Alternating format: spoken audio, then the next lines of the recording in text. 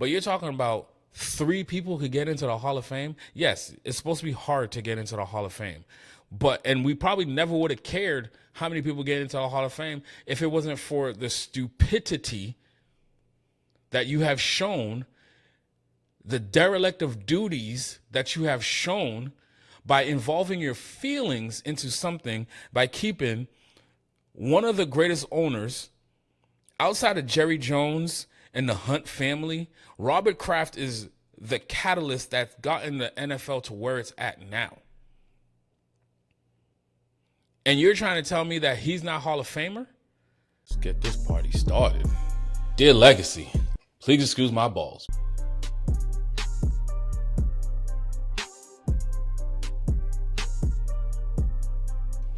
Welcome back. It's Please Excuse My Balls, brought to you by Dear Legacy Sports. It's your boy, Kevin B. the Brand, and this is episode 11.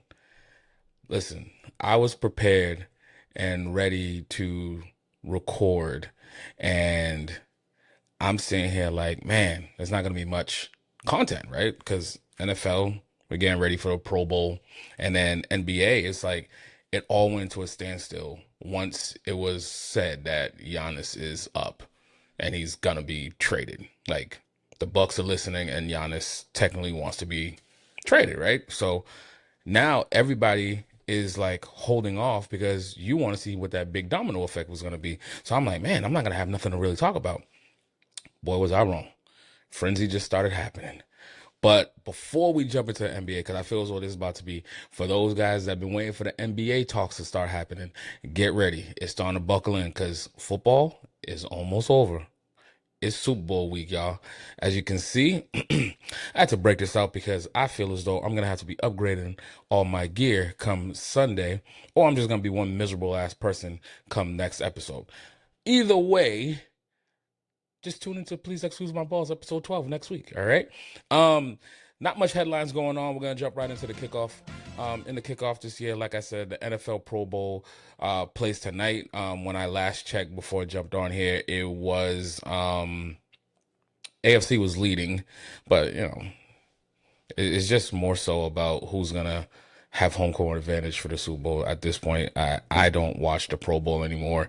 You know, the Pro Bowl, it used to be cool to watch. If your team wasn't in it, you got to play. You know, they wasn't playing no real defense, so you get high scoring games. And I guess All-Star games and Pro Bowl games, it's hard to really get that excited about it. If you're a fan, it's cool to see your people, but you know, I'd rather be playing in the Super Bowl. But if it's a good consolation prize to see if you have Pro Bowlers, right? You get to go out there and see them have fun. But then they changed over to this whole flag football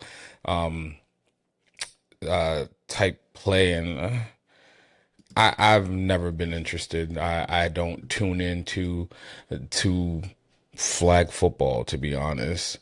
So yeah, for those that are excited about it, it's cool. Like I said, you get to see a lot of the stars that'll be there, unless you're playing in the Super Bowl. Another quick headline that came out, Live Golf and the PGA has announced that they will allow the top 10 players to be eligible for rankings. What that means is when they winning, the top 10 players will be able to get points, therefore getting on the PGA Tour list and could qualify.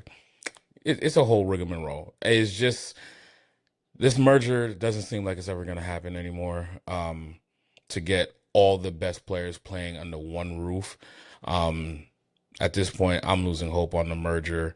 You know, I was happy to see that some are leaving Live for personal reasons, coming back to PGA, like Kepka said, but a lot is still staying over there.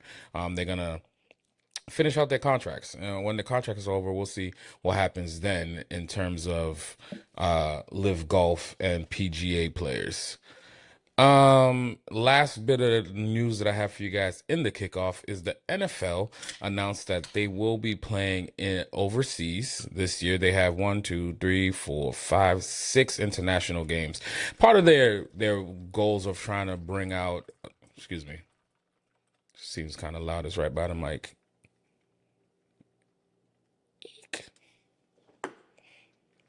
it seems like they're trying to, keep growing their global brand in international cities where there is an appetite for the NFL and football. Um, this year, the NFL, well, next year, the NFL plans to play in Paris, play in Madrid, in Melbourne, in Rio de Janeiro, Munich, and in Mexico City. So those that are in those markets, congratulations, they'll be coming to town. They haven't, I don't think they announced who's playing in these games, but you know that they'll be coming to your city next year for 2026. That's pretty much what I had for headlines for you guys. Yeah, I dug through a lot of stuff and there wasn't much headlines going on outside of like NBA stuff and NFL stuff. So I just pushed them down to their respective segments and let's jump right into it. Let's jump into the king of sports. This is our NFL segment. In the opening headlines, what we got going on here.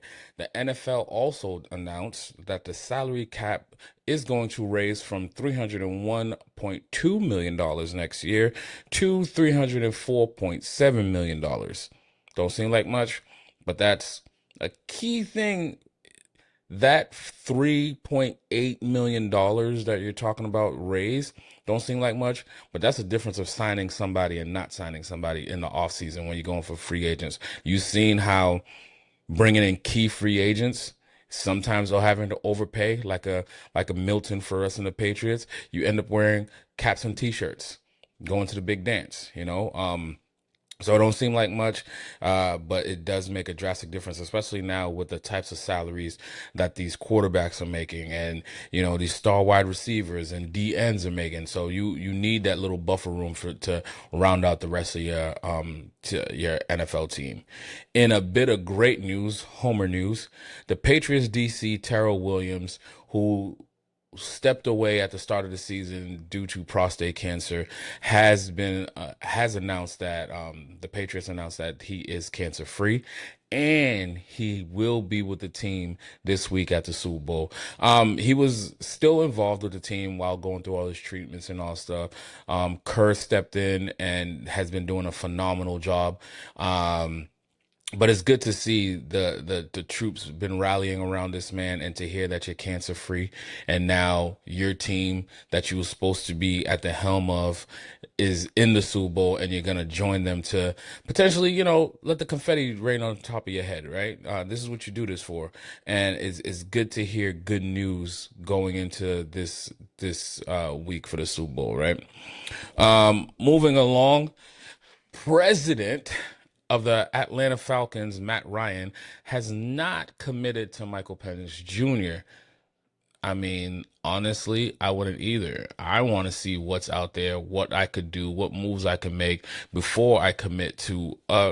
Unfortunate, Michael Penix Jr. just cannot stay healthy on the field, and you guys have been hearing me saying I feel as though that the Atlanta Falcons, for me, if I was a head coach, there or the Giants would have been one of the two teams that I would have wanted to be the head coach for because of talent, right? Talent, the talent at wide receiver, talent at tight end. You got defensive play, you got a running game. You just need to solidify your quarterback position.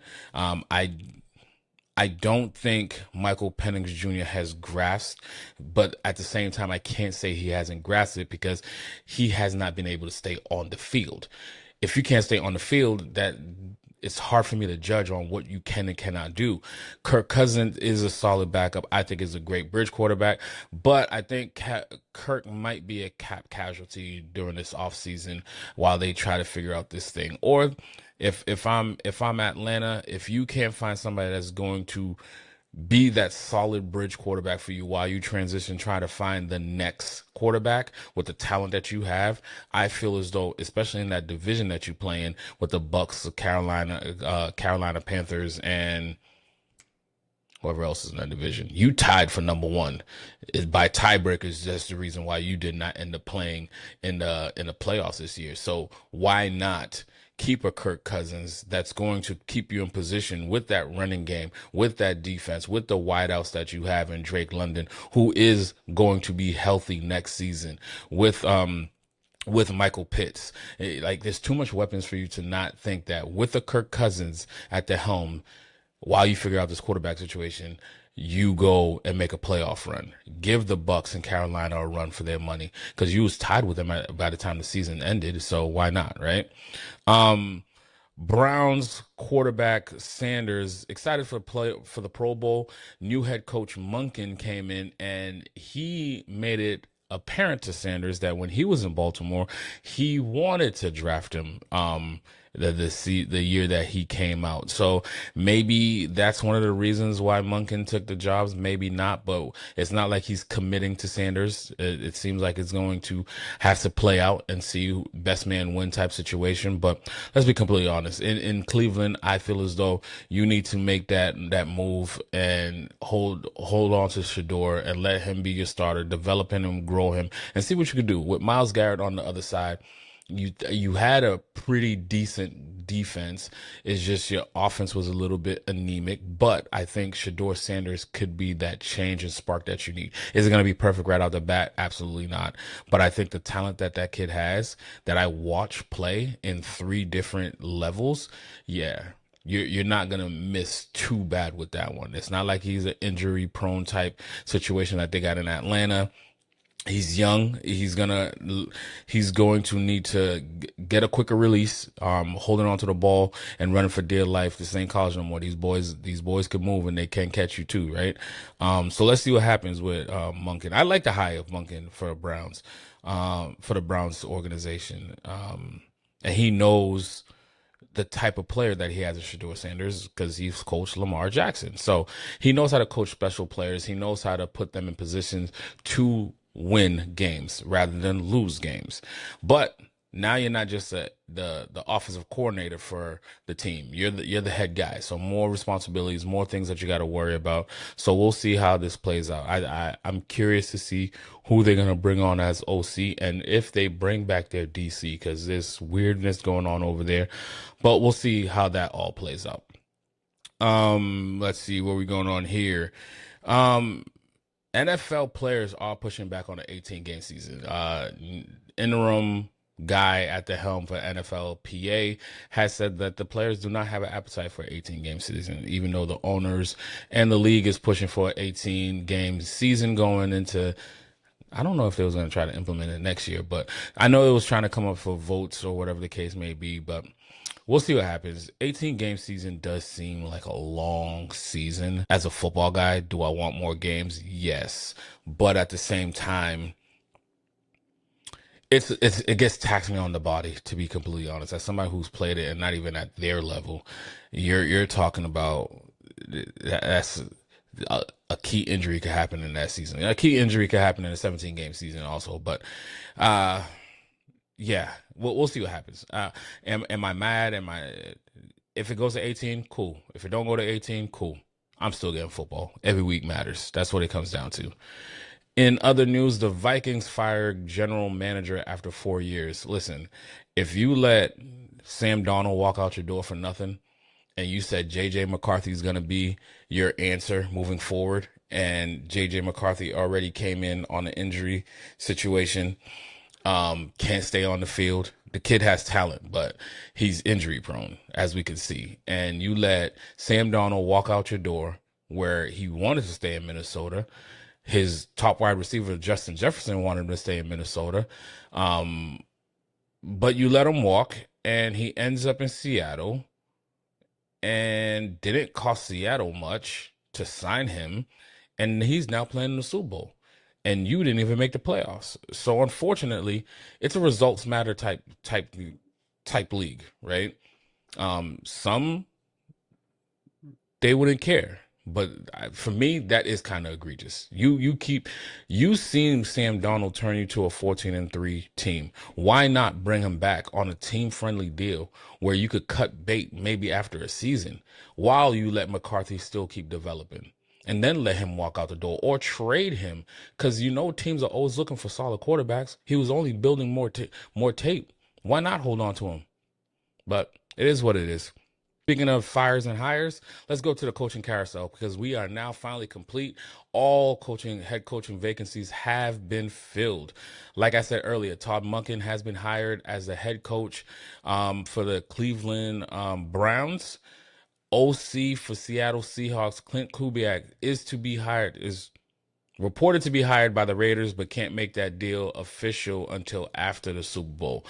He was in line for the head coaching position over at Raiders and at Arizona, and it's been said that he prefers the Raiders job. To be honest, if I was going to pick out of the two, I like Marvin Harrison Jr. in Arizona, but there's nothing else that appeals me about that ball club, to be honest.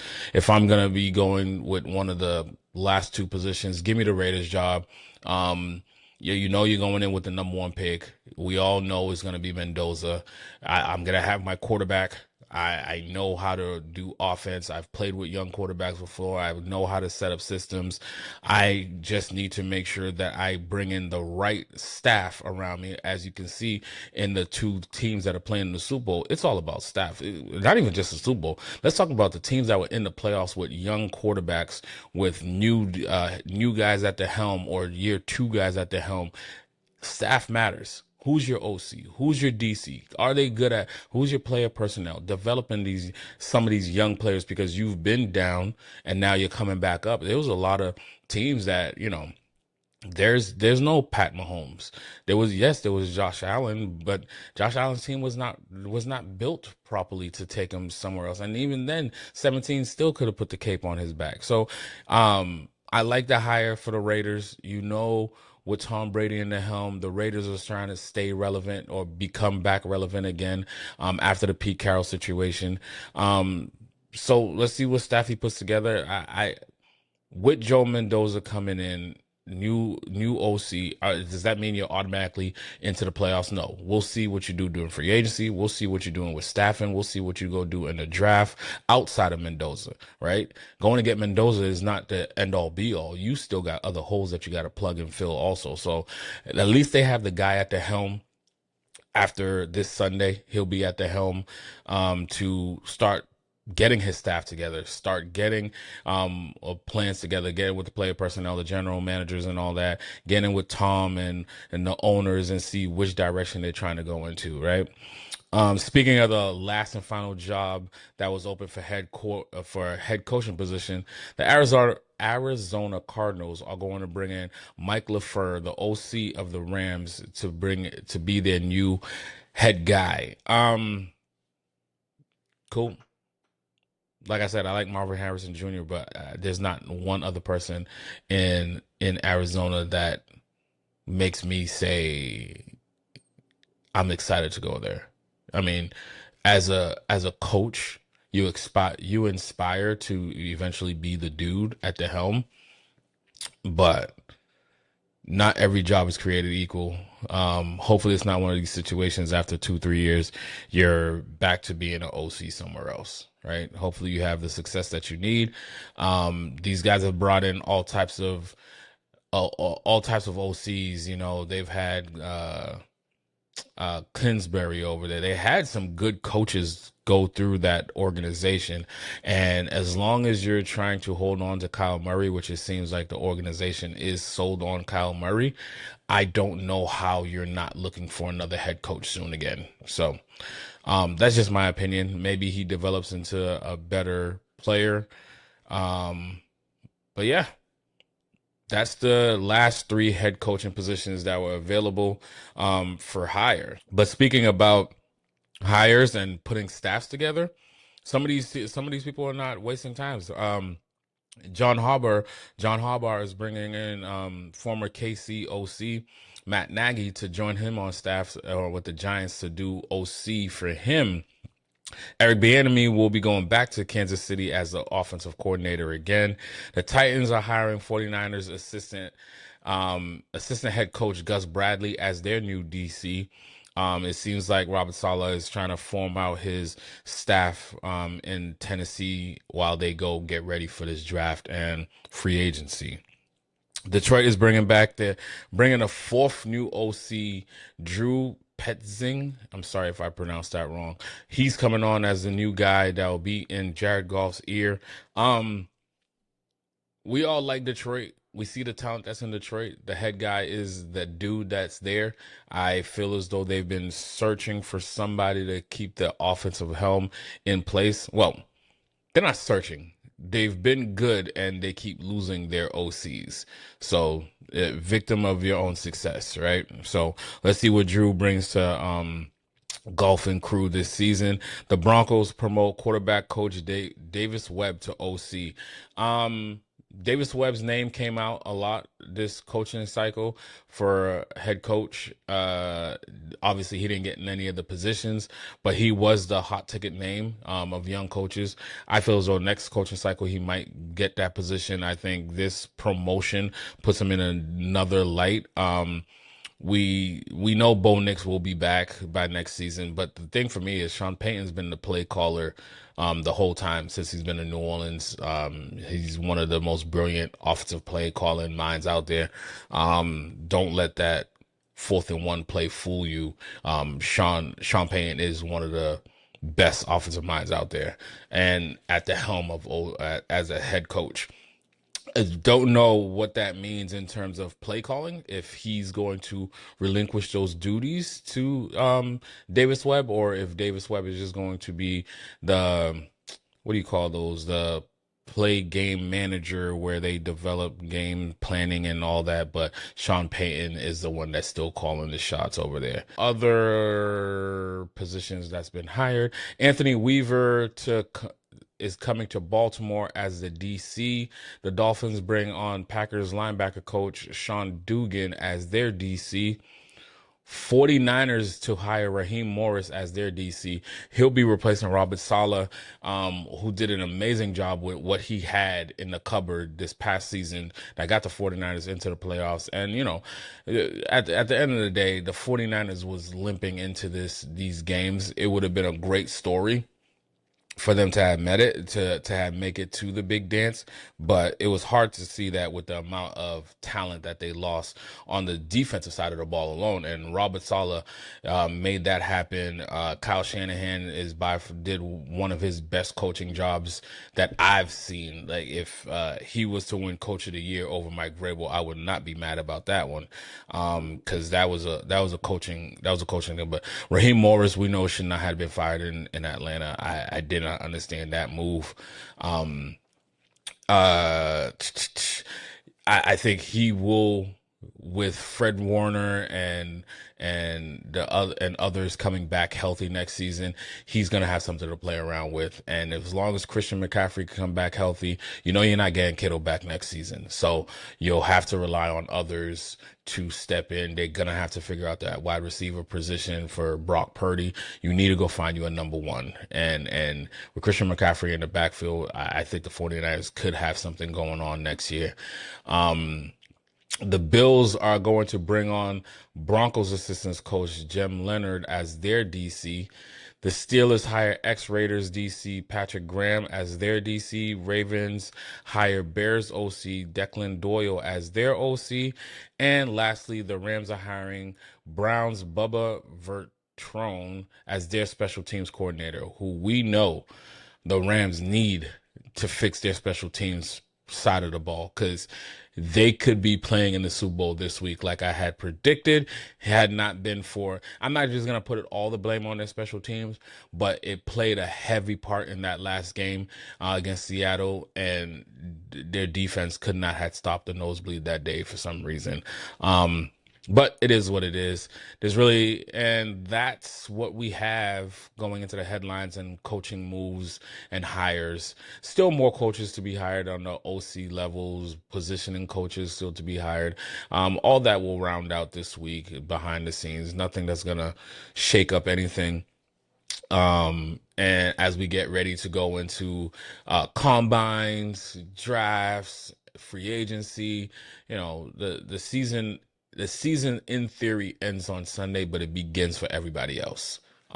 So that's my favorite time of the season, watching who's moving, who's dealing, who hits on the draft, what Cinderella's gonna draft that in a 3rd round, 4th round, 5th round, that's gonna become that dude that's gonna be a difference maker, right? So we'll stand by we'll be standing by, but right now it's all about the Super Bowl and the New England Patriots. this Sunday, man. I already gave y'all my picks. Y'all know I got New England Patriots. I'll say it again later on when it comes down to that. The Seattle Seahawks versus New England Patriots. Patriots are underdogs. First time being underdogs since their first Super Bowl. I thought they were underdogs in other Super Bowls before also, but it is what it is. I could see why they're making the New England Patriots as underdogs. If I see that Seattle Seahawks defense and I'm looking at the anemic play during the playoffs of the Patriots offense, I've been saying it. Left side of our offensive line, the two rookies have not been able to hold their own. I think it's a liability on that side of the ball. I think that I'm not discrediting what Vegas and odds makers are saying because I see it with my own two eyes. There is flaws to the game. It has nothing to do with the easy schedule like they've been trying to play it up all season long. You know, easy schedule is what you've been saying all the time, but then we had to play three of the top five defenses in the NFL just to get to the Super Bowl. And then your consolation prize is to play the number one defense in the Super Bowl. And so this will be, when the Patriots win this game, the most historic run that any team has gone through. You could talk about the regular season all you want, but when it mattered most, when it's win or go home, and you're playing the top five defenses, not you played 17, then you played 2, then you played 12. Top 5. Number 2, number 3, you're number 4, and now you get number 1. Like, or 5, whatever the case may be. And like I said last week when we was talking about the breaking down the games, Seattle, everybody wants to talk about now. Give them credit. They earned their number 1 seed. They play in a gauntlet in the AFC West where 3 of those teams ended up in the playoffs.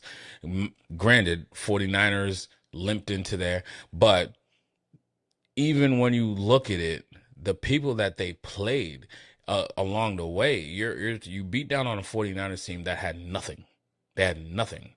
You got to play at home against a 49ers team that lost their best offensive weapons, so they can't even go into a shootout with you. Your defense is number 1 defense in the league. Then the following week you go and play your another divisional opponent that you know very well, the Rams, who played zone coverage their entire game, and you have JSN just running up and down. I don't know how you don't put you put a man coverage with a spy over the top. I'd play. I don't know. For me, Seattle has not played a top 5 defense in this run. You only have to play 2 games at home because you earned that. You got the number 1 seed. You only have to play 2 games and you're into the Super Bowl. But let's look at the pathway that the Patriots had to play to get here, on top of the blizzards that they had to play in. Yeah, everybody wants to keep discrediting the quarterback. Oh, you played a backup quarterback. Who cares? Were you not there all season? Were you not preparing all season? Y'all came out and started telling me that Stiddy could beat us, Stiddy could beat us, Stiddy could beat us. But what you're not realizing is the Patriots have a top 5 defense, number 4, right? Their defense showed up in all 3 of those games. Our offense did not have to play lights out. But I guarantee you they better play lights out this week if they think that they're going to win this game. They need to shore up and chip plays.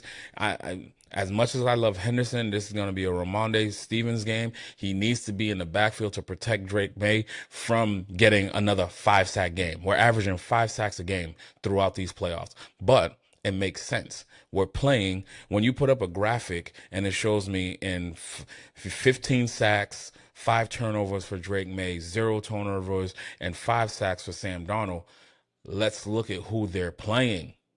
3 games, top 5 defenses. 2 games, mediocre and lower half defenses. Of course you're going to look better. But now you got to go play a top 5 defense. Let's see how great Sam Darnold does. Let's see if you don't see any more ghosts. Right? The ghost of the past is gonna might come back and haunt you, because now you got to go play a top five defense. JSN is a great player, but we have antidotes for that. We have big body corners that no matter where he goes, I kept saying maybe Christian Gonzalez is gonna shadow him across the field, but we don't have to do that. We have Carlos Davis on the other side. Some smart safeties. We have a slot corner in Jones that knows and anticipates plays properly.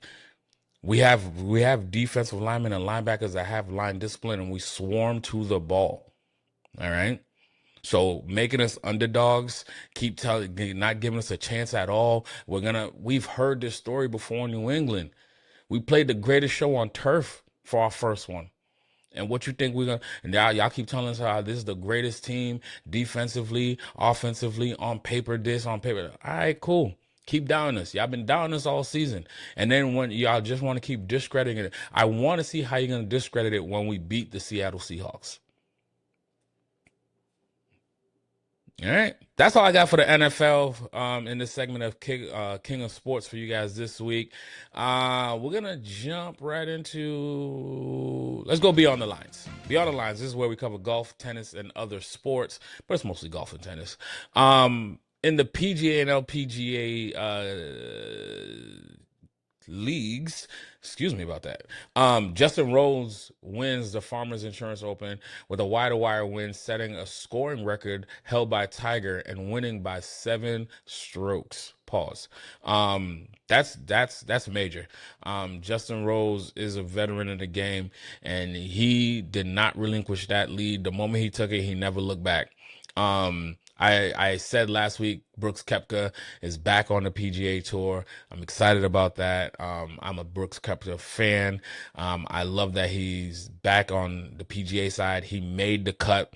I ain't gonna lie to you guys. I was watching that. I was like, oh my God, he's not gonna make the cut. Oh my God, he's not gonna make the cut. And in the final second, he made the cut. He finishes tied for 56 at a -4 for the week. And, solid comeback. Live.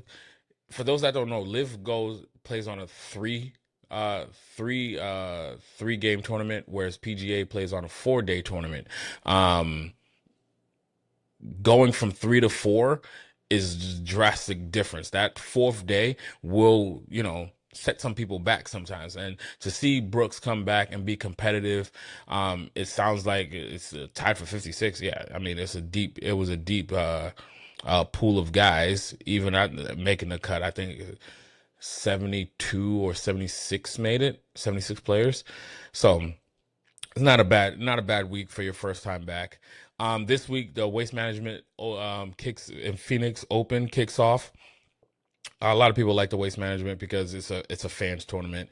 It's not your typical shh, be quiet. No, they like the fans to be rowdy. The players eat into it. If you never watched the Waste Management Phoenix Open, it's one to watch. It's one of those where golf is not stuffy. That one day you're talking about players running into stands, they're amping them up. That bowl at 18 when you're coming in, it's a fun tournament to watch. And it breaks away from the everyday norms. So if you're not an avid golf watcher, this would be one tournament that you would want to watch. On the LPGA side, in the season opener, Nelly Korda, of course, wins that tournament after they shut down for weather-related reasons on the 4th day. They ended the tournament after the 3 days, and Nelly Korda ends up winning that one for the season opener. In the world of TGL, Jupiter Links beats defending champions Atlanta Drive Golf Club 8-6. This week you have the Bay Golf Club to play the LA Golf Club. Not much to report here. It's Tiger Woods' team. It was good to see Tiger there. You get to see Tiger in a different light because he's not competing at this stage of his career. You get to hear Tiger, see Tiger. It's just good. He's good for the game of golf overall, so it's always good to see him anywhere around the game of golf. Moving on to tennis, the Aussie Open completed with Carlos Alcaraz completing the Career Games Grand Slam, the youngest player to complete that at the age of 22, beating oh my God, why can't I say his name? Well, he won. Okay, I don't want to butcher that man's name. And on the women's side, Elena Rybakina wins for the second Grand Slam of her career. And that's what I have for you guys for Beyond the Lights. Beyond the Lights. Beyond the Lines. In any event, let's keep it pushing. I'm not going into Campus Legends this week. MCAA basketball, yeah, we're getting ready. This is the last month of the season. And then we go into March Madness. So we'll keep watch of those that are on the bubble, those that are looking for seeding, who's going to go in there. Right now, it looks like Arizona on the men's side is going to be going in as a number one overall. And on the women's side, it should be UConn going in as number one overall. We'll just see who rounds out the other sections of the brackets number ones and see how that goes. I think this is going to be a good season on both sides of the brackets, on men's and women's side. On ice, this is our NHL segment. In the Stadium Series, you guys know I don't know hockey. But what I do know is they have this Stadium Series stuff where, they pack out a stadium, it's outdoors, and they play the hockey games. Cool. But the Bruins was playing the Tampa Bay Lightning in the Stadium Series this week. I'm not watching. It's cool. I saw the opening ceremonies. It's like watching a football game, but it's hockey on ice, and it's a cool little environment, right? And the Bruins go up. The Bruins is down 1-0. I was like, oh man, okay, whatever. For some reason, we can't figure out Florida teams. And then I look back down, and the Bruins are up 5-1. I'm like, wow, okay, 5-1 going into I think it's like midway through the second or going into the third. I'm like, yo, the little bit of hockey that I know, it looks like we about to win this game. All right, cool. You get excited. And then I go to sleep. I wake up the next morning. It said the Bruins lost 6-5. I was like, what in the world? And then I go and watch the highlights. And it's like Tampa just goes on a tear, scores and ties it up, sends it to a shootout.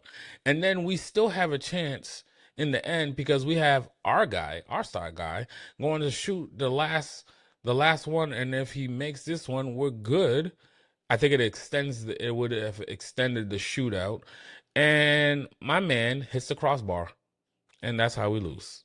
I'm like, we can't figure out Florida teams to save our lives for some reason. But it is what it is. They're still in the wild card race. They're the second slot inside the wild card. So we'll see. We'll see how that all plays out. Now, to my NBA folks, the moment we've been waiting for. Let's jump into court vision because there's a lot to cover. Because what we thought was not going to be a big trade market and it was only going to end up with a Trae Young trade that happened earlier and maybe some baby little trades moving things around, whatever the case may be. It turns out to be more than that. But before we jump into the trades, let's jump right into these headlines. I am excited to hear that the WNBA and the Players Union are to resume talks in person 100 days before the season starts. What I'm excited about is if you're coming back to meet in person, then that means behind the scenes you guys have been negotiating some type of stuff where hopefully we're finalizing something or ironing out some details to get to the table to finalize something. You guys know I've been excited for this upcoming season. I think my GOAT of the WNBA, Asia Wilson, I want to be down in Vegas for her banner unveil game when the season opener kicks off this year. So it looks like might be having to book those tickets, but we'll see. It's still 100 days. They're just coming back to talking in person. Doesn't guarantee anything, but it's a good sign to me. I could be excited again to see the WNBA season. I've been watching the Unrivaled League and I'm watching them play and I'm like, man, these women be balling, boy. Like those that are not paying attention to the WNBA, you're doing yourself a disservice. I think the game is growing. It's competitive. It's fun. And there's talent up and down. Like, yes, you have the powerhouses like the Vegas, but that's because they got the GOAT. Yeah, Asia Wilson is the GOAT. Debate me if you want. Top 10 GOAT list for me. for me. And there's only 2 women on that list. And I'm talking about across all sports. I'm not just talking about WNBA. Greatest of all time across sports, Asia Wilson is in my top 10 GOAT list. I will reveal that list at some point. I can tell you right now, a woman is the number 1 GOAT of all GOATs for me. And then the rest fall in where you fall in, and that's Serena Williams. Debate yourself. I don't care. But that's a conversation for another day. But that's good news for the WNBA and the Players Union to resume talks. Moving on over to the NBA, the All-Star Game reserves were named this week, and congratulations to all those that were named. Let's start off with the West. Anthony Edwards of the Wolves, Jamal Murray of the Nuggets, Chet Holmgren of the Thunder, Kevin Durant of the Houston Rockets, Kevin Booker of the Phoenix Suns, Danny Avia of the Portland Trail Blazers, and, of course, LeBron James keeps his streak alive. He is voted in as a reserve. He will play in his 22nd consecutive All-Star game. It'd be crazy if they didn't put that man in the game. I don't care what anybody says. This is not me being a LeBron guy. We all know I'm do or die Boston, but I'm a fan of LeBron. Been a fan of LeBron since he was playing at St. Mary's, St. Vincent. When you see somebody that had that type of talent, like, you heard of MJ coming, but I was young. I grew up on MJ, and MJ is always going to be a GOAT. Again, we're not having these GOAT conversations today. You put them 1, you put them 2. I don't care. They're the greatest of all times, point blank, period. However you rank them, right? To not have LeBron James in an All-Star game would have been a travesty. I knew Adam Silver would have fixed that travesty if it came down to it, but it shouldn't have not came down to it. I think, from the fans' perspective, there's young talent that's out there that people are just naturally going to vote for you, voting for your person regardless. The younger kids like the flashier players nowadays. They're not thinking about the LeBron James and them of the world because, they're coming on the tail end of LeBron James's career and Kevin Durant's career, Steph Curry's career. They don't understand what these 3 men and those of their class and caliber have done to the game to get it to that global stage for the next to come and take over, right? But no next has come and take over yet. It's still LeBron James's league, and no matter how much you try to downplay it. I love the Lucas of the world. I love the young talent that we got coming up. I'm big on my J brothers, Jalen and Jason, but LeBron James is LeBron James. KD is KD. Steph Curry is Steph Curry. They paved the way after the last generation, and now you have the new wave of generation coming right behind them. So congratulations to those that made it in the West. Moving over to the East, Donovan Mitchell of the Cleveland Cavaliers, Jalen Johnson of the Atlanta Hawks, Karl Anthony Towns of the New York Knicks, Pascal Siakam of the Indiana Pacers, Normal Powell of the Miami Heat, and Scotty Barnes of the Toronto Raptors, and Jalen Duren of the Detroit Pistons. Congratulations to everybody that made this list. My only problem with the reserves list, and Frank Isola had mentioned this also, and I completely agree with him. I don't agree with the Pascal Siakam pick. As coaches coaches are the one that vote in the reserves. For me, Pascal Siakam, your team is, I believe you only won 13 games all season. So for you to tell me that you're an all-star, yeah, you're last in the conference at 13-38. You mean to tell me there was nobody else that we could have voted in? I don't see, and I don't remember who's the starters. Let me look. You mean to tell me nobody else from the 76ers could have made it? What about Orlando Magic? Hell, like I'm just confused on how we go to Pascal Siakam, who's on the team. Granted, yeah, there's no Tyrese Halliburton. Their record could have been better, but you're telling me you're an all-star, but your team is the last team in your conference at 13-38. That's the only one I don't agree with. Somebody tried to say, oh, they put him in there because they looked at the list and he would be great for the international team. That's not your decision to make. That's for Adam Silver to correct after the fact. They want to create this world versus US, this world versus US. You know what I mean? Like I just think this is a disservice. I could have seen an Orlando Magic player getting on here. I could have seen a 76ers player getting on here. We could have, oh, this is the East side. Okay. But even if we stayed on the East, there's other players that I would have picked. Hell, I'm saying they're talking about 76ers and all that stuff. Why couldn't we get another Boston Celtic? Why couldn't a Derek White have gotten in that position? The Boston Celtics are overachieving according to what y'all said we was going to be. This is a down year. This is a rebuild year. Let's tear it all down. We're barely going to make the playoffs. We're a playing team, but we're third. We're tied for second in the East. And you're telling me that Derek White couldn't get in, but a player who's playing on a team that's 13-38, they get in the All-Star?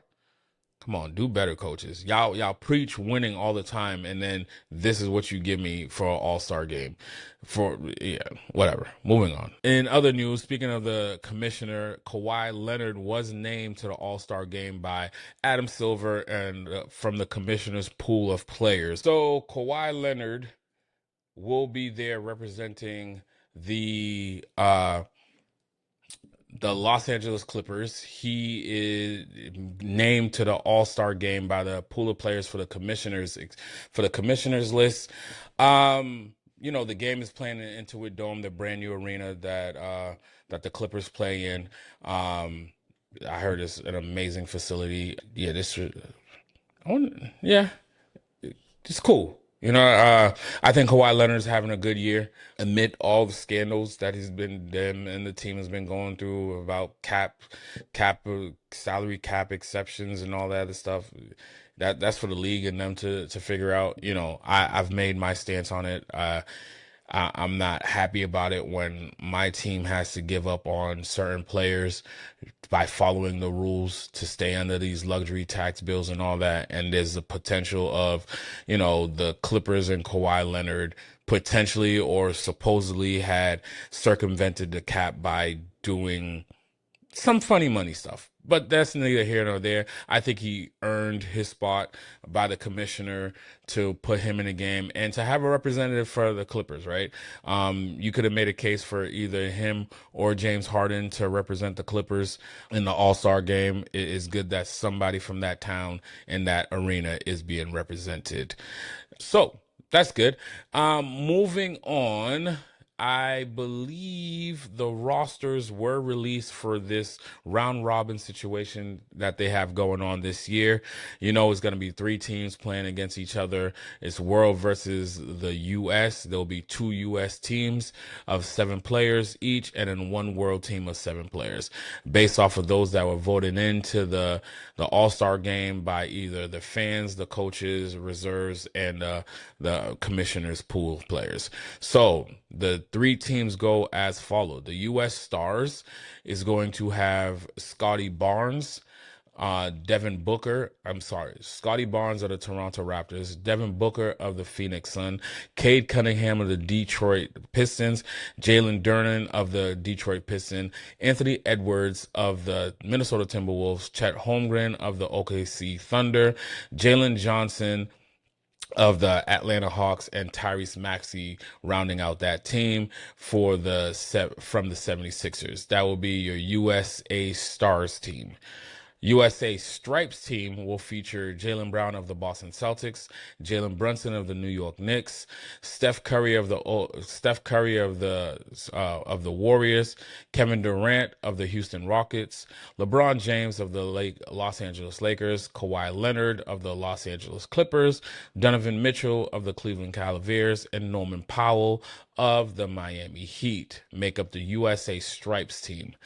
And for the world team, you're going to have Giannis Antetokounmpo of the Milwaukee Bucks, Deni Avdija of the Portland Trailblazers, Luka Doncic of the Los Angeles Lakers, Shai Gilgeous-Alexander of the OKC Thunder, the Joker representing the Nuggets, with his partner in crime, Jamal Murray, representing the Nuggets as well, Pascal Siakam representing the Indiana Pacers, and Karl Anthony Towns representing the New York Knicks, and Wemby representing the San Antonio Spurs will make up your world team for this year's All-Star game. Looking at this matchup, it's kind of funny because the USA stars is kind of like rising stars, or because you're looking at the lineup: Scotty Barnes, Devin Booker, Cade Cunningham, Jalen Duren, Anthony Edwards, Chet, Jalen Johnson, Tyrese Maxey. It's like the young guns of the NBA right now, right? And then you got the USA stripes figures, right? They earned their stripes and they're on this team. Jaylen Brown, Jalen Brunson, Steph, KD, Braun, Kawhi, Donovan Mitchell, Norman Powell. It's like it's the old heads of the game, right? I'm gonna be curious to see how the stars compete against the stripes, because I don't know who's playing who first. It's supposed to be a round robin type situation, and then you got the team of the world, where it's like the world team is pretty stacked, right? I don't know if Giannis is playing due to his injury, but I mean they're still stacked over there on the world team. It's interesting to see how this is gonna work. I've been saying it's kind of gimmicky, whatever the case may be, but now when you see the lineups, it's kind of intriguing, and it's just interesting to see how this is going to play out. So it gives me a little bit of intrigue going into the All-Star weekend. So that's what you got going on for your All-Star weekend. We are going to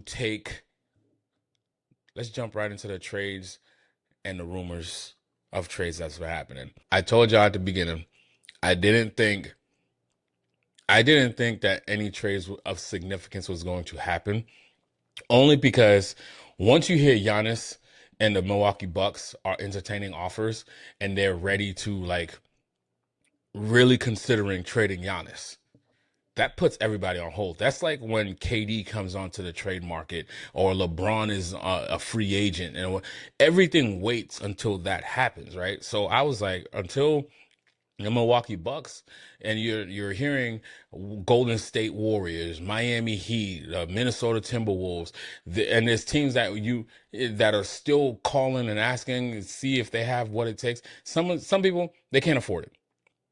The price tag that's going to be for Giannis, you either have a team that's already ready to go. You might be a salary cap strapped, like most teams or whatever the case may be, and you're not going to be able to bring on that type of salary. Or you got to keep in mind also, you got to convince him to re-sign with you. Also, you're not going to want to trade away your everything for potentially a 1 or 2 year rental. I don't know how many years is left on Giannis's deal, but the caliber of Giannis of player is going to change the direction of how this league goes. That's that type of person that he is. This is why everything stops when he goes on the trade market, right? So I'm sitting here and I'm like, all right, there's not going to be much movements. It looks like the only big trade that we're going to get is going to be the Trae Young trade. Then yesterday came and everything just started going crazy. And not crazy per se, because the same people are still chasing after Giannis. Like I said, the top names that actually are putting things, and you're getting counter offers. So like, this thing is real. Giannis will be moving. Probably not before the trade deadline that happens on the 5th, but yeah, tomorrow. That's when the trade deadline ends. Me personally, if I'm Milwaukee Bucks, yes, I'm entertaining. You have to wow the hell out of me we're talking about a package of players and picks, right? Because obviously I'm going into full rebuild mode once I get rid of Giannis. We got rid of Dame Lillard. That experiment didn't work. We've been moving on from players left and right. So I'm looking for players, expiring contracts, and a bunch of picks so I could be relevant again soon, right? Especially when in the market that I play in, it's hard for me to attract a key free agent. And now my biggest star is walking out the door. So if I'm Milwaukee, and some have been reporting this as well, I don't know if I pull the trigger right before the trade deadline, unless you're giving me something that I'm like, oh, it's a can't miss deal, I gotta take this. I'm waiting to the off season, right? I want to see especially when you're talking about packages that's going to be pick heavy, and maybe some players, some rotational players or some expiring contracts or whatever the case may be, I need to know that what are these picks that you're giving me, right? These first round picks and second round picks, like where does it fall? And is that pick going to be a lottery pick? Is it a low? Is it a high under the lottery pick, the pick 12 to 17, where I could actually grab something in a good draft class, whatever the case may be? So, the league is still watching. There's still 48 hours before like I said, trade deadline ends on Thursday by the time this episode is released. So yeah, let's jump into these trade situations. So we all know the Trae Young trade that happened early on in the season. That seemed to have been the biggest trade that happens since then. But let's see, where do we want to go to? What do we want to go to? Because I was sitting here, I'm developing these and putting my notes together, and a couple trades came in, and then two big trades came in. One happened a day or so ago between Chicago, Minnesota, and Detroit, and then my Boston Celtics did one, and then the Grizzlies really shook us up. That's when I was like, okay, this looks like a trade. Now we're talking about trades right now. Yeah, we're still on hold, and then you're hearing rumors of certain players that's potentially being named in certain things or have done, and then right when I close my laptop, I'm like, all right, cool, I'm gonna be getting ready to record soon. Boom, another trade happens. Big names being swapped. So let's jump right into this. Let's start with my Celtics. My Celtics, that y'all left for dead, is now tied for number 2 in the East. We made moves to where it was supposed to be a down year for us, and our front office probably thought we was going to be competitive, but with Jason Tatum out, this would be a perfect time to hit the reset button so we're not in the repeater of the luxury tax situation. So we moved on we traded Drew Holiday, we traded Kristaps Porzingis, we traded away we let Al Horford walk away. 3 out of our 6 starters were gone. Right off rip, gone. You're talking about points, rebounds, fan favorites, all that case may be. And we had great players in the wings, but we didn't know what we was going to have. We knew we had Jaylen Brown, we knew we had Derek White, and we knew we got Peyton Pritchard, and Sam Hauser is always a weapon also, right? And you saving on the luxury tax. But losing Jason Tatum, you still got to fill that void some way, somehow, right? So we go out and we trade for Anthony Simons, and that was going to make up for it. And ding dong, here comes the Celtics knocking on the door. They're now tied for 2. They're competitive. Jaylen Brown is playing out of his mind, which if you were a Jaylen Brown guy like I am, I love both the J brothers. Don't get it twisted. I don't pick between the two. I think the two need each other, but for those that kept saying that Jaylen Brown can't be the number 1 and that, y'all must be crazy out your mind. Look what this man is doing right now. Jaylen Brown is the quintessential type of player that you want on your team. He could put aside his ego and understand what the team needs is I need to find that good balance with my brother Jason Tatum and make this thing work, and let's go win a couple of championships. And that's what they did. And then while he sacrificed more of his game to do what the team, but y'all just need to realize that the heart of a champion is still here in Boston, right? But even with Nemi, with Keita doing great, and we Garza coming on the scene, we still saw and realized that as we get geared to go on a playoff run, and then with the potential of Jason Tatum returning, you are now going to have an expense in an Anthony Simons who, if you could trade away, saves you even more in luxury taxes. But if you're going to do that move, you either are doing it knowing that Jason Tatum's returning, or even if Jason Tatum doesn't return, we still have enough to fill that void of missing a Anthony Simons. So the Celtics feel as though they have something, right?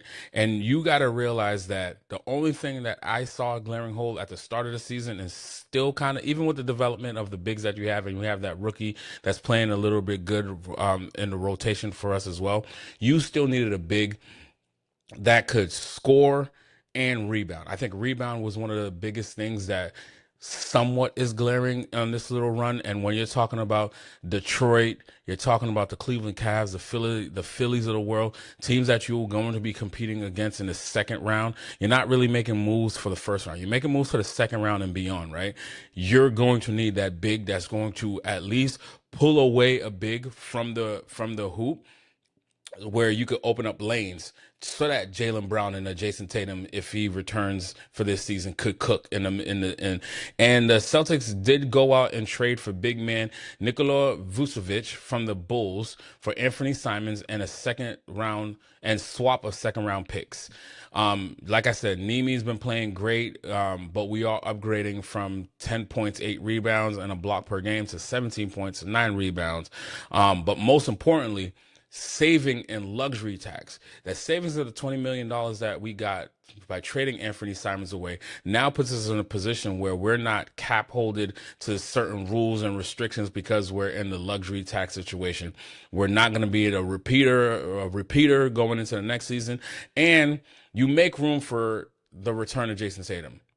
I've been saying I feel as though Jason Tatum does come back this season. We're probably not going to see him until March, where we ramp him up for the final 20 games of the season, and he's integrating himself into this new system, whatever it looks like. Because right now, to be completely honest, Jason Tatum doesn't need a rush back. Jaylen Brown and Derek White has been holding down the fort. We're number 2. We're tied for number 2 in the East. I think if you are going to come back, March is a good time. Next order of business that came out was the big name trade. The Memphis Grizzlies are officially in teardown mode. They traded away Triple J, Jaren Jackson Jr. in an 8-player deal to the Utah Jazz. Memphis gets 3 first-round picks, rookie guard Walter Clayton Jr. and Kyle Anderson, Taylor Hendricks, and George Niang, who keeps moving all season. I think it's like his 3rd team in one season. Jazz gets Jock Landale, John Conner, and Vince Williams Jr. Memphis is officially in full teardown mode. We've been hearing about Ja Morant's been on the trade block. Now you get rid of Jaren Jackson Jr. You got rid of Desmond Bane early on in the season and for 3 first-rounders. Now Memphis is sitting on 12 first-round picks over the next 7 years and could add even more if they trade Ja Morant before the trade deadline or during the offseason. And not only that, you created a trade exception of almost $29 million. The Memphis is setting themselves up where they're tearing it all down and to the studs, and maybe they're not tearing it all down to the studs. Maybe they still hold on to Ja Morant and keep building around him. But the way they've been moving, you get rid of Desmond Bane, you get rid of Triple J. I think you are really in a full tear down at this point, and you're moving on from Ja while you can still get a good.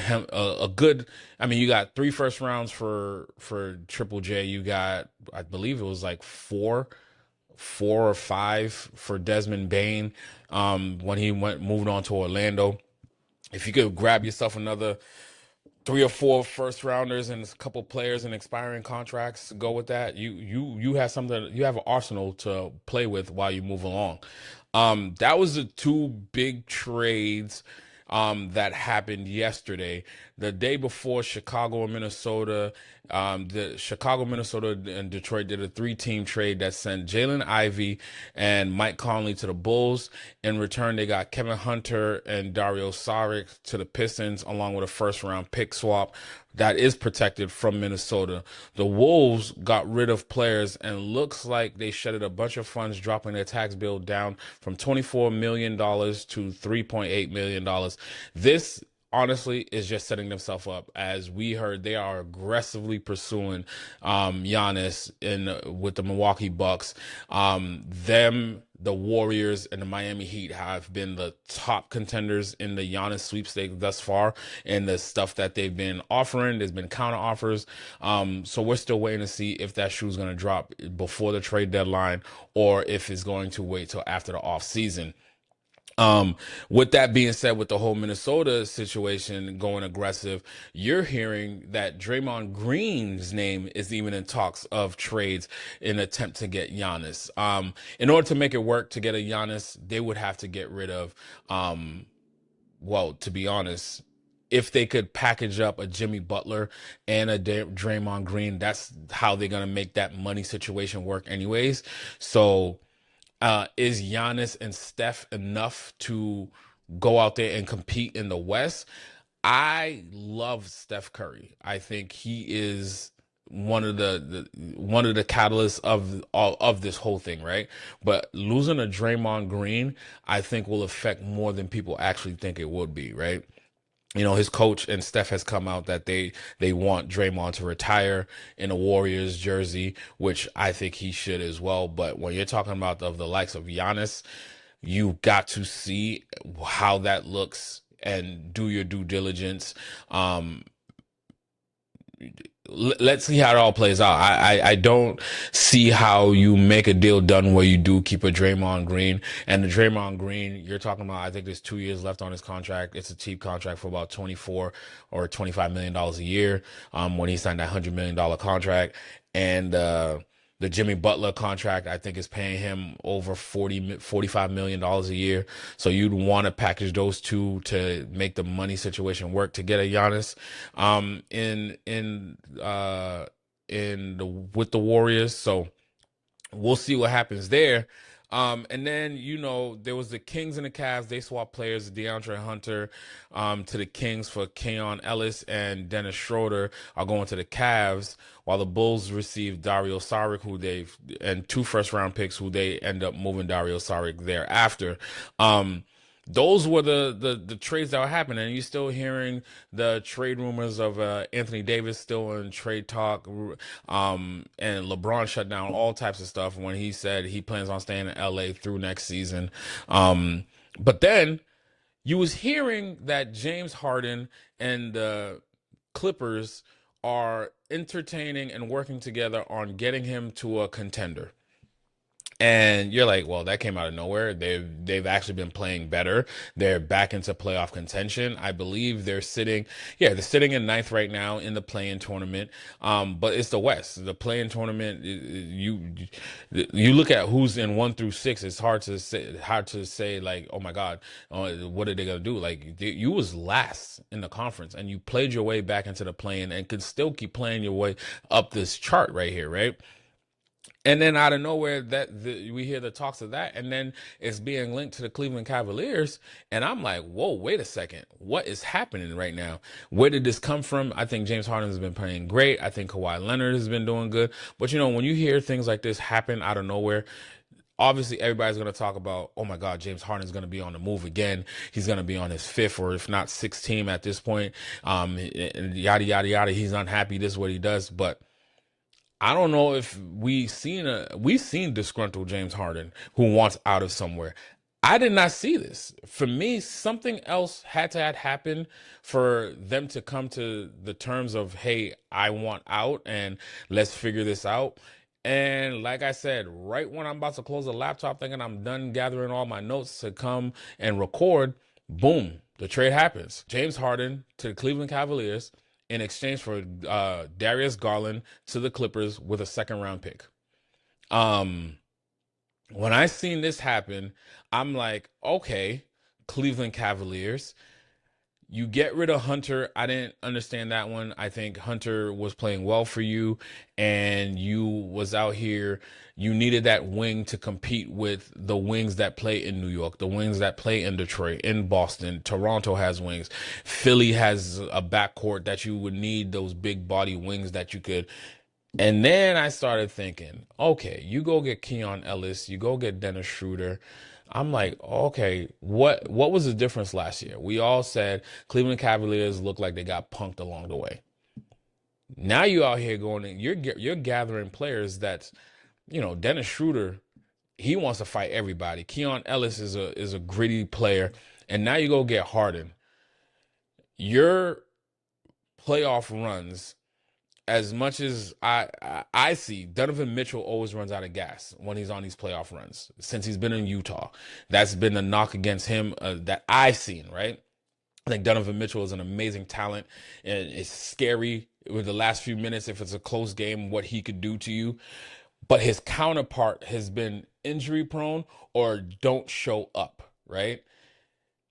I think some might not believe this. This is a 10-year gap, whatever the case may be, between Garland and Harden. I think Harden is that last piece that they needed based off of the Dennis Schroeder and all those other, because Dennis Schroeder can run your second unit. He's defensively gritty.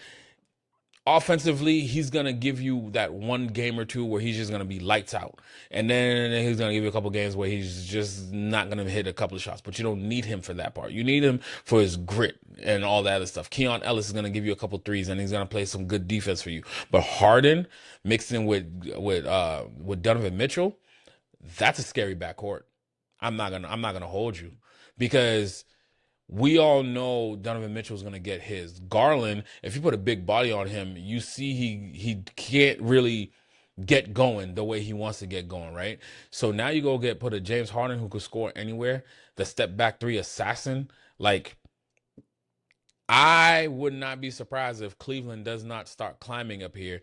And you're talking about they're 7 games out of first, but they're only 2 games out of tied for second.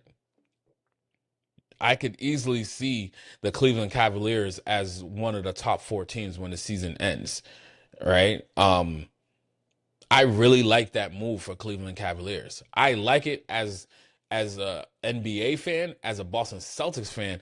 I hope we don't match up with them. I hope they match up with Detroit or Knicks first and let them deal with that, and we sit somewhere else and deal with other people, right?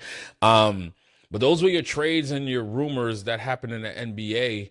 The key element, though, is waiting to see what happens with Giannis. Does Giannis get moved before this deadline on the 5th, or are we waiting until the offseason? And where Giannis goes is going to shift the landscape of wherever he goes. If he stays in the conference with Miami, who's sitting in 7 right now, and they could catapult themselves into top 16. Now you're talking about an East that was wide open with a Jason Tatum coming back. The New York Knicks, in my opinion, is the best team overall in the East. Detroit Pistons are playing like lights out right now. You bring Jason Tatum back onto Boston Celtics. Cleveland just got better. Philly has figured it out in a sense. But you bring Giannis to the Heat? Come on now. Toronto, looks like you're back in the play-in. If I'm moving a team out of the top 6, it's gonna be Toronto. So we'll see what happens. My opinion, send Giannis out west. Let's keep it the way it is. The top 4 teams would be Detroit, New York, Boston, and Cleveland. Philly sitting right on the outside at 5, could easily be in the top 4. But other than that, there's no true threats when I'm looking at the rest of the East. But if Giannis stays in Miami, now you're talking about shaking some stuff up. So that is the end of your trade rumors and trades that happened thus far. By next week when we talk again, it'll be solidified, and we're really all the way into the NBA season. NFL will be over, and we'll really start breaking down these games, because I got you guys. Because I can't pick basketball games.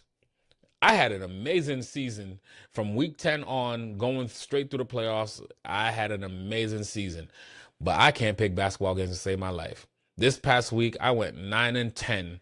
Now I'm overall 20-35. That would make me on the outside looking in the East. I would be the 12th team in the East. So yeah, the Tuesday's game, we picked those ones, and then we started paying attention. Then we also picked the Pistons and the Nuggets game. I chose the Pistons. He chose the Nuggets. I was correct on that one. The Pistons won 109-107.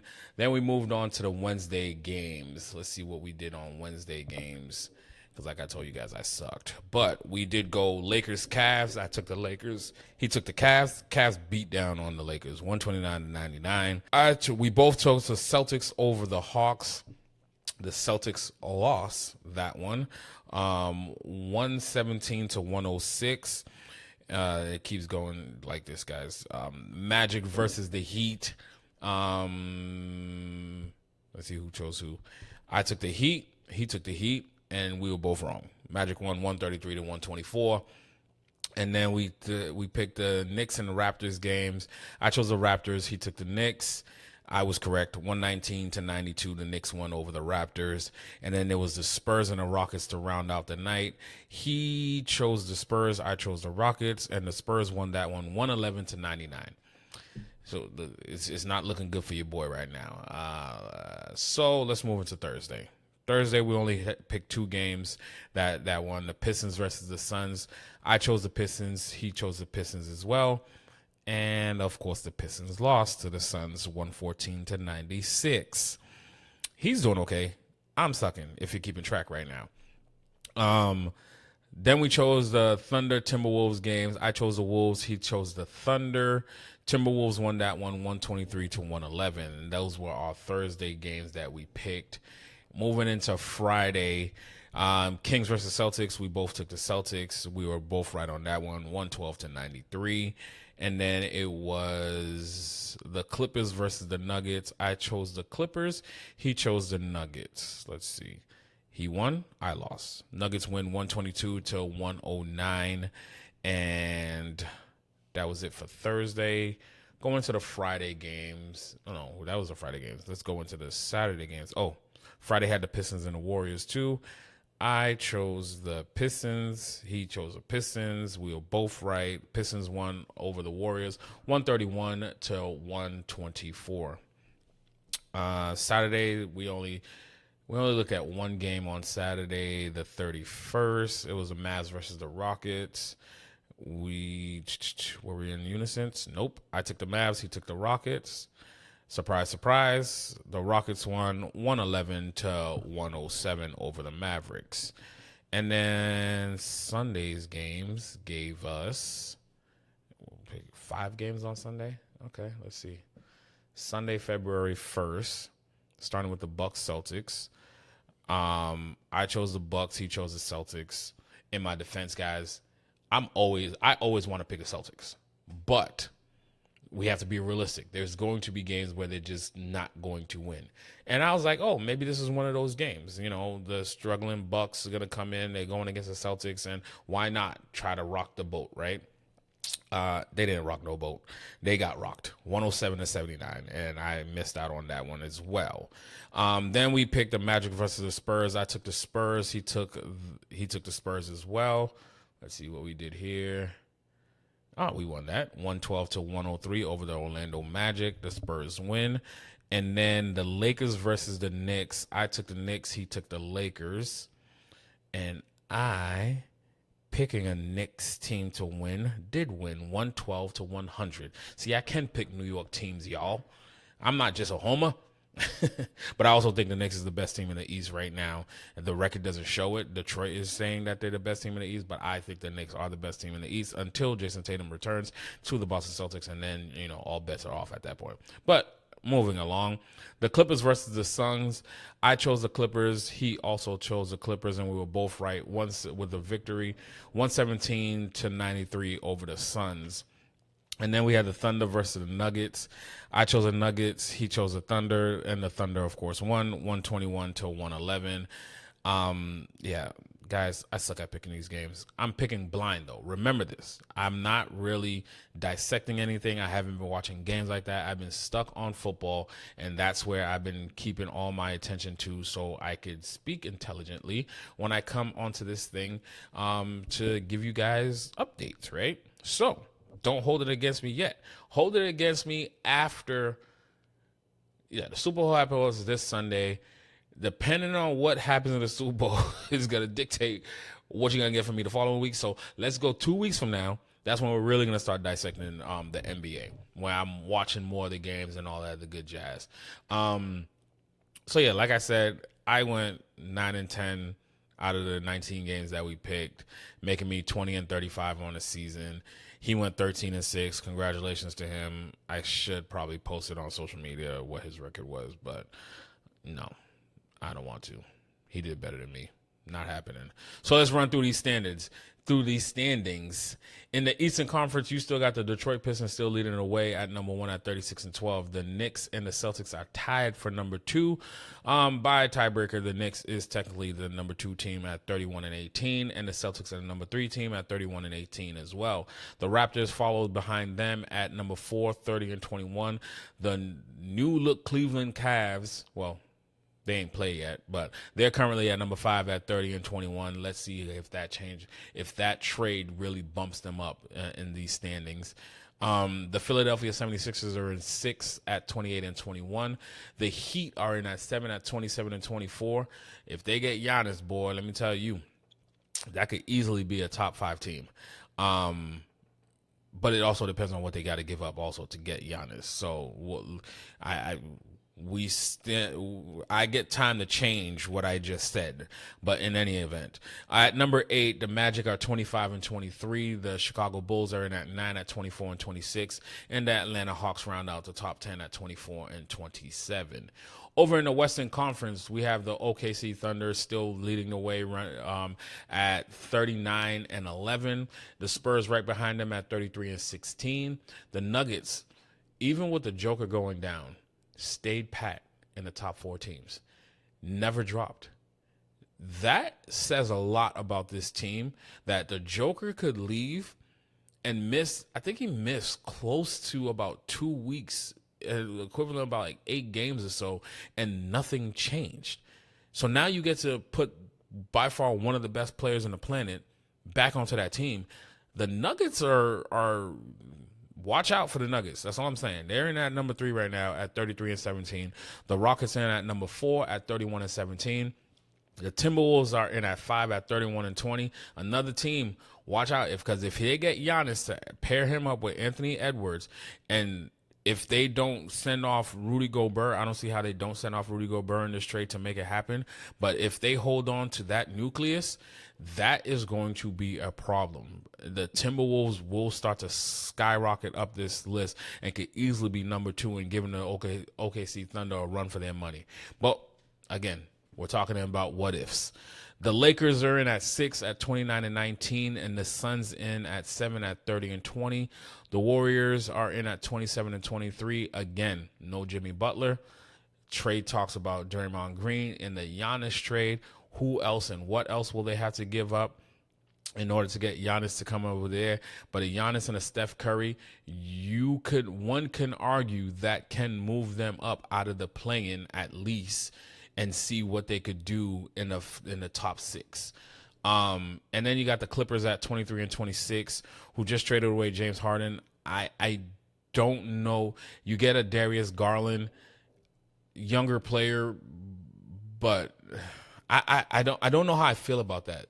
You know, you dug yourself out of a hole to get into the play-in situation. I still think you stay in the play-in situation. Do I see you leaping into the top 6?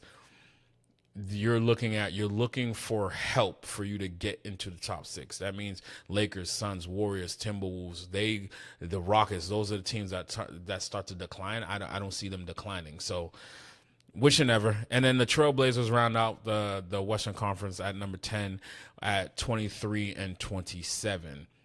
And that, my good fellows, is the standings for the NBA right now. Guys, I ain't picking. I'm going on strike. I need to not pick any more games until I start actually watching the games, until after the trade deadline. Let me see who's playing for who and all that other good stuff before I even really start picking these games. And then I'm going to lessen the amount of games. I'm probably picking maybe 2 games per night to try to help my record out, guys. I gotta stack the deck so I could get back into this winning column situation. So no games this week. We're going to the lineup.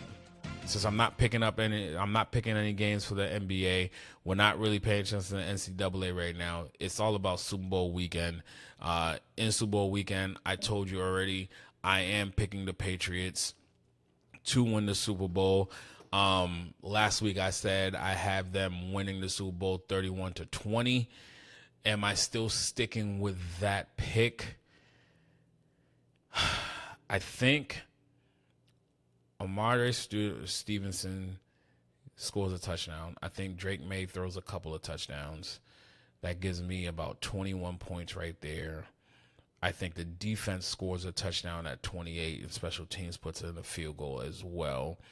That's how we get to 31. Yeah, and I'm sticking with that. 31-20. 31-20, Patriots win the Super Bowl and run of this next dynasty. Let's win one first, people. Let's win one, and then we could entertain potentially what we could do next year before we start talking about dynasty. You got to win one to start a dynasty. So let's do it this weekend. Patriots win the Super Bowl, and I have to go buy another hat and sweatshirt and t-shirt to upgrade what I'm wearing my ensemble today. You guys are going to be even more sick of me when next week I show up with Super Bowl champion hat and t-shirt on. Okay? All right. Let's wrap the show up, man. Let's go into the legacy moment in the final word. Legacy moment this week, it kind of goes back to what we talked about last week, because we heard this week that Robert Kraft did not get into the Hall of Fame also, meaning Bill Belichick and Robert Kraft, the architects and the owner of the 20-year run of a dynasty. You had 2 spans of dynasty runs in New England as the owner and one of the greatest coaches to ever coach the game, statistically and by championships. Like any category you put it in, that is the greatest coach of all time, right? And you 50 voters decided that your feelings mattered more than what the Hall of Fame stands for, right? I'm sitting here trying to figure out, and I had to Google, who are these people voting? Because we know it's 50 of y'all. You need 40 votes to get in. First and foremost, before I even get to the 50 people, I don't even understand why there's a cap to how many people could get in to the NFL per year, right? You know, baseball, I think it's like 10 gets in a year or whatever the case may be. But you're talking about 3 people could get into the Hall of Fame. Yes, it's supposed to be hard to get into the Hall of Fame. And we probably never would have cared how many people get into the Hall of Fame if it wasn't for the stupidity that you have shown, the derelict of duties that you have shown by involving your feelings into something, by keeping one of the greatest owners outside of Jerry Jones and the Hunt family. Robert Kraft is the catalyst that's gotten the NFL to where it's at now. And you're trying to tell me that he's not Hall of Famer? He who has gone out and got the greatest quarterback of all time, who then got the greatest quarterback of all time to come and play for him also, and has been paying for all of this, and has been a catalyst in changing the game, and the rules committee, and all, and the competition, and the media deals, and all that stuff. They're not first ballot Hall of Famers? And then you start to look at the people that are voting, right? It's people that work in the media across the country. You're in your fucking feelings. I get it. We beat your team along the way for quite a few times, and we beat you down badly. And then to make it even worse, not only are we beating your team that you're covering and you're supposed to be unbiased about as a person in the media. Yes, I am a Patriot fan. I am a Boston Celtic fan. But I call it how I see it. Just like I'm picking the Patriots to win 31-20, but let's be completely honest. That thing could flip on its head and we lose 31-6 based off of what we've seen. And I've told you what I've seen. Our offensive line on the left side is very shaky. We have not done any type of offensive production in these playoff runs, but we've also been playing the top 5 defenses. I could see it with my own 2 eyes, and I see what Seattle could do to an offense. But then I also could see on the other side of the ball, Sam Darnold has played well, and he has not played no top 5 defense. Sam Darnold was the same one where it wasn't until he started seeing ghosts in New England when they started giving up on him with the New York Jets. That's not saying that you don't see the development. That's not saying that I don't see the growth in Sam Darnold. That's not saying that I could see Sam Darnold throwing for 3-4 touchdowns in this game also against a top 5 defense. All I can say is I have not seen him do it. Now he has to go prove me wrong. And when he proves me wrong, I'm going to eat pie to the face and call it a day. But what I'm not going to do is discredit that man and what he's done thus far. I'm not going to discredit him to where he's gotten this team to a number one seed, to playing in the Super Bowl, played the way he was supposed to play. He didn't lose the games for his team, and he's actually won a game for his team. That's what you want. But you people are sitting there being in your feelings because Bill Belichick wasn't nice to you, because there were scandals. Let's go through that Hall of Fame and let's go walk through every single bus that's in there, and let's see if all of them were perfect in their playing times or their coaching time or in their time as an executive, as an owner. So we're talking about the NFL, the Pro Football Hall of Fame is a bunch of perfect individuals that's come across no type of scandal whatsoever. And you're perfect. You've never done no wrong. That's why you're casting judgment the way you're casting judgment right now. This is not me being a Patriot fan. This is me just calling out the stupidity when I see it, the hypocrisy when I see it. This thing right here, take the fan hat off. This is an NFL fan. Somebody who's been watching this game and playing this game his whole life and love this game. You have just desecrated the hall that they all play for, those that get to that level. I've never played at that level. You've never played at that level. And you cast judgment on those that are the greatest of all time and say they're not worthy to be in? Keep your stupid halls. We'll just keep winning championships over here. Bill Belichick will be all right. We know he'll get into the hall. And I hope when you do vote him in, he doesn't show up. Just to stick it to you again on how much he does not care. And by your standards, I know I'm going to be pissed off again in another 4 years when Tom Brady's on the ballot. Because you said that's a standard. You didn't let his coach in. You didn't let his owner in because of Spygate, Deflategate. And I'm looking at Bill Polian, and I'm looking at Tony Dungy, and I'm looking at a bunch of people that just couldn't get past Tom Brady and Bill Belichick because you were losers. You could have built a team that could have beat them, and you're using these Deflategates and Spygates as an excuse. What about the other Super Bowl runs? What was it then? Because Tom Brady wasn't Tom Brady in the first three. Y'all are losers. Y'all are pathetic. And those that give money to the Pro Football Hall of Fame, stop funding them. If they can't correct this hypocrisy, this stupidity that they just done, stop funding them. I'm a firm component. If when you want to teach somebody a lesson, hit them in the pockets. With that being said, it's your boy Kevin B. the Brand. This has been Please Excuse My Balls. If you feel as though I went wrong, let me know. If not, hit the like button, hit the follow on social media. Tell us where I went wrong. Till then, go debate yourself. I said what I said and I meant it. Peace.